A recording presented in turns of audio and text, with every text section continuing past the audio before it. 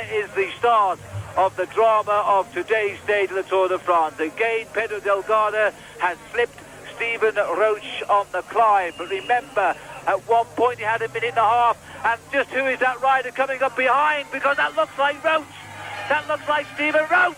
It's Stephen Roche who's come over the line. He almost caught Pedro Delgado. I don't believe it. What a finish by Stephen Roche. We never knew he was that close. Stephen Roche has risen to the occasion so well. Welcome to the first episode of the Cycling Iceberg podcast. In this series, I, Noah, will be diving into the history of cycling, covering some of the greatest and most dramatic moments of this beautiful sport. I started writing and posting about cycling history on Twitter about 2 years ago, and by popular demand, I'm expanding into a podcast format now. My plan is to upload roughly 3 episodes a week, at least until the end of the Tour de France. I won't just be reading the things I wrote down earlier. I will engage in some discussion, I'll probably have some guests on at some point, and of course, I'll cover new topics. I haven't been doing nothing. I've written a couple of new stories to cover during the Tour de France as well. For now, this podcast will be audio only, as I plan to make videos on YouTube in a different format after the summer. But that's enough for the information. You just heard Phil Liggett commentate on the climax of the 1987 Tour de France. It was a fantastic ending, but how did we get there? The Tour was expected to be a wide open battle in 1987. If anyone was favoured, it was probably Frenchman Laurent Fillon. The Professor had already won the Tour in 1983 and 1984, but had struggled in the 2 seasons after. However, in 1987, he entered what some would call a second youth. He started flourishing again and seemed ready to win a third Tour title. Most opposition was expected to come from another French rider, Jean-François Bernard, leader of Team Toshiba. Toshiba was the successor of the legendary La Vie Claire team, which was formed around Bernard Hinault. The 5-time champion had however retired from the sport after the previous season. Another rider on that team was American Greg LeMond. LeMond had won the Tour in 1986, but had gotten injured in a hunting accident and couldn't partake in the 1987 Tour. Then there were 2 other riders worth considering. First, there was Spanish climber Pedro Delgado racing for PDM. His weakness was the time trial, but climbing there were few riders who could match him. And then there was Stephen Roche, an Irish rider for Carrera. Roche had already won the Giro that year, but that hadn't come easily. He was engaged in a fierce internal battle with Roberto Vicentini. Vicentini was the senior Italian rider on Italian team and favoured by the team management. However, Roche was a stronger rider and had launched an audacious downhill attack to force leadership of the team. Roche was in the pink jersey and eventually won the Giro, but Vicentini had tried to crash him out along the way and they had a big fallout. Vicentini was supposed to be a luxury domestique for Roche, but after that Giro the two never raced alongside each other. For Roche, the biggest question marks were his freshness. Could he stay fit after the Giro? Especially considering the fact that the season before he had a knee injury. As normal at the time, the Tour started with 3 stages over 2 days. A prologue, a short morning stage and then a team time trial. The grand départ of this tour was in West Berlin. This was still in the time of the Iron Curtain, so riders were flown in through special air corridors while vehicles took the transit route. Upon arrival, riders strolled around the wall of Berlin taking iconic pictures. Racing just went on as usual. It was quite a squeeze to fit the 3 stages into the western part of Berlin, but everything worked. Roche had a great start. He finished 3rd in the prologue and Carrera won the team time trial. However, it was Lech Piasecki from Del Togo who took the overall lead due to an attack in stage 1A. The race slowly progressed towards stage 10, a time trial of nearly 90 kilometers. Roche was strong against the clock and gained significant time on his rivals by winning the time trial. Adding up all his gains from the first week, he led Bernard by 2 minutes and 10 seconds, Delgado by 3 minutes and 20 seconds, while Fignon was already 5 minutes and 20 seconds down. The Professor was effectively out of contention for the GC, but his teammate Charlie Mottet was the one leading the race. In the 3rd stage he had been in a breakaway that went to the end. He had a 3-minute 23-second lead over Roche, but wasn't considered a dangerous climber. It was widely expected that he would blow up in the Pyrenees, concede leadership, but have enjoyed a couple of yellow jerseys that he could show to his grandchildren later on. It took exceptionally long before the riders finally reached the mountains, but stage 13 finally offered the climbers with an opportunity to regain some time. They faced 4 brutal climbs in extreme heat. The conditions melted not only tar on the roads, but also glue on riders' tires. Several riders crashed because their tire became loose from the rim. Knowing that there were still time trials to come, Bernard had to use every opportunity he had to regain time. On the penultimate climb, the Col de Soudet, he launched an attack and bridged to an early breakaway. In that breakaway, Luis Herrera from Café de Colombia set a relentless pace up the final climb. On the steep Marie Blanc, he reduced the leading group to just 4 riders, who cooperated really well in the 50 kilometers of flat that followed towards the line. Bernard regained nearly 4 minutes, putting him ahead of Roche in GC, but the next day he suffered. Stage 14 finished atop Les Ardiden. This time it was Delgado who dictated the pace. He showed his strength with an attack that put Mottet and Bernard into difficulty. The yellow jersey conceded 2 minutes, while the other Frenchman lost 1 minute and 30 seconds. Roche was doing really well. He managed to keep up with Delgado all the way until the final kilometer, limiting his losses to just 6 seconds. After several transition stages, the race finally reached stage 18, a day the fans had looked forward to ever since the route had been announced. Just like when the Mont Ventoux made its debut in 1958, an individual time trial was scheduled for this day. Alone, against the wind, through the forest, then the moon landscape, ever getting steeper, the final steep switchback, all alone. In 1958, Charlie Gaulle had put in a mythical performance. It was already the most famous of Tour climbs. It had not had just that performance of Gaulle, it also had the tragic passing of Tommy Simpson, the win of Eddy Merckx who nodded at the statue of Simpson. It had everything to become a special day. Mottet started the time trial with a lead of 1:13 over Bernard, with Roche another 10 seconds back. 4th place Delgado was 4:20 down, but by any means still in contention considering the Alps were still to come. Bernard had the best day of his career on the Mont Ventoux. He reached a level far above anything he had ever achieved before. In the final kilometers of the climb, he caught sight of his 3-minute man Roche. He could see him on the road. It gave him just that extra bit of motivation to push that extra bit harder in those brutal final kilometers. The Frenchman won the stage, beating Herrera by 1 minute and 40 seconds. Delgado finished 3rd, but lost 1:50. Roche placed 5th at 2:20. And Mottet, he lost 4 minutes and conceded the yellow jersey to Bernard. In the GC, Bernard now led 3:23 on Roche.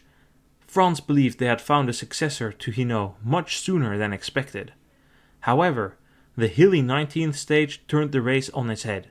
Bernard punctured near the top of the first climb and wasted valuable energy chasing back. His rivals seized the moment. Mottet, who was familiar with the region, had secretly formed an alliance with Roche.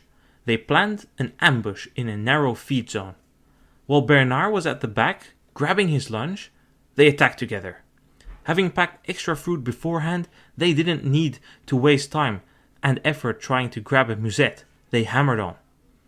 Bernard was in a peculiar situation, but was lucky that Toshiba had 2 riders in the breakaway. Dominique Gaard and Heinz Imboden had dropped back from the break to help him. Imboden sat in a spectator's garden chair waiting for his leader to finally appear, but their efforts, once they were working for him, did little to stem the damage. Bernard struggled through the remaining 3 climbs, further hampered by a broken derailleur. On the final climb, the Côte de Chalimont, Roche and Delgado launched an attack from the front group. Delgado won the stage, while Roche took over the yellow jersey. The GC remained close, however.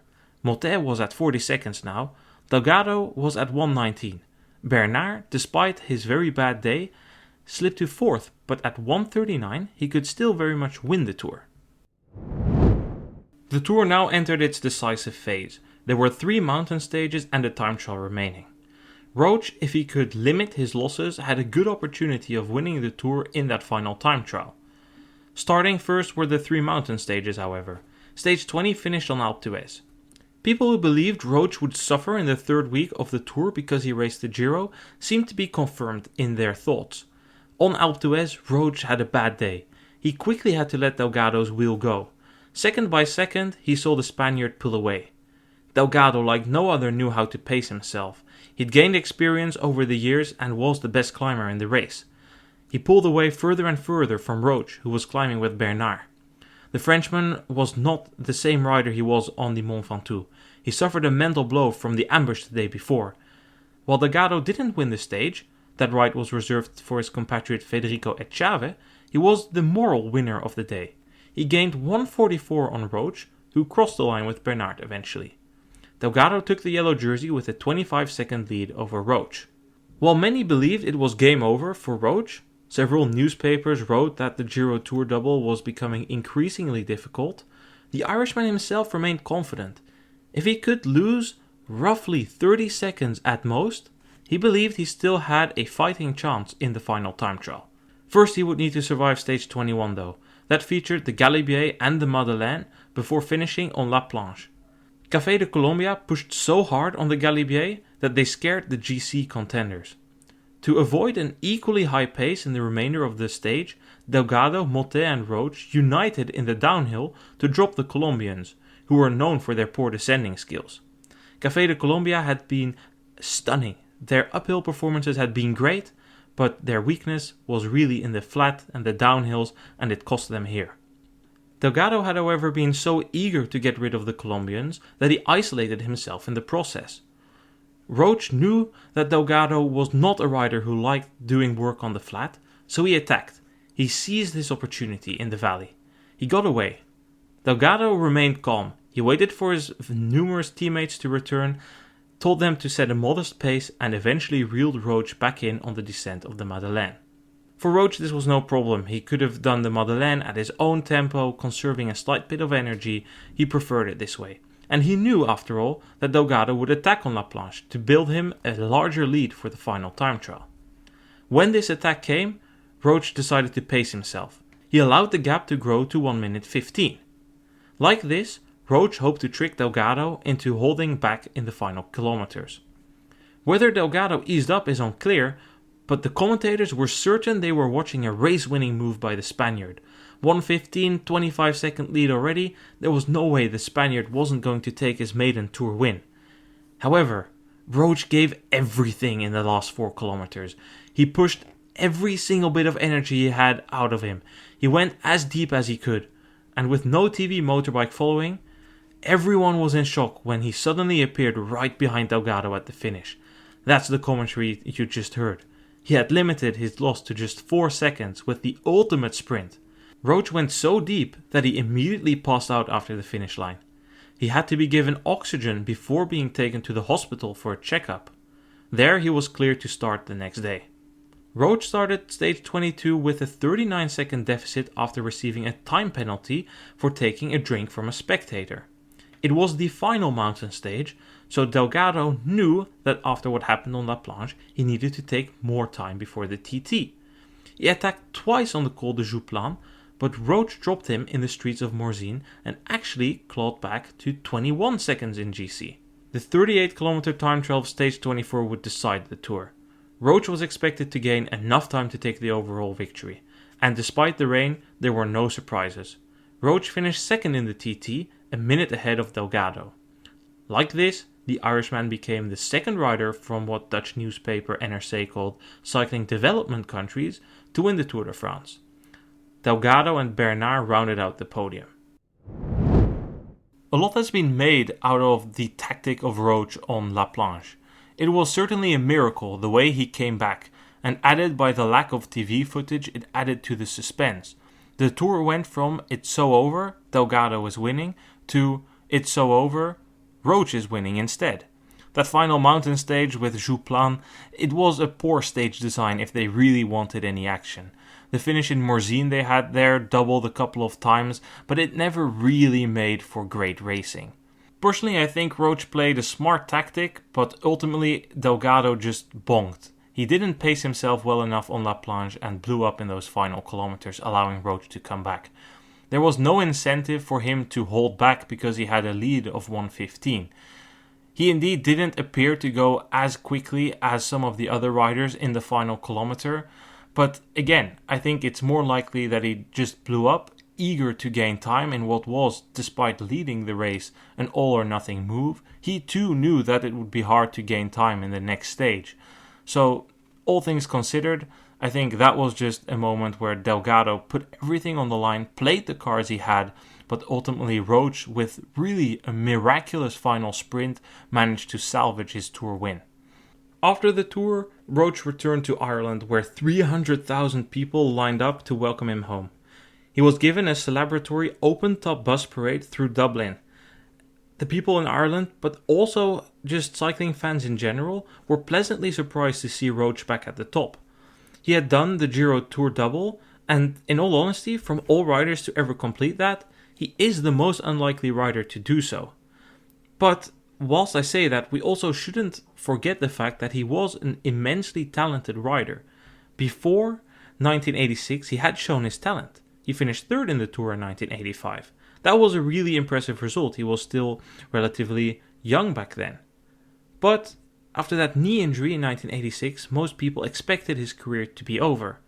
And to an extent, those people were also right. Sure, his 1987 season was tremendous. He completed the Triple Crown in it, winning the World Championship later on that year.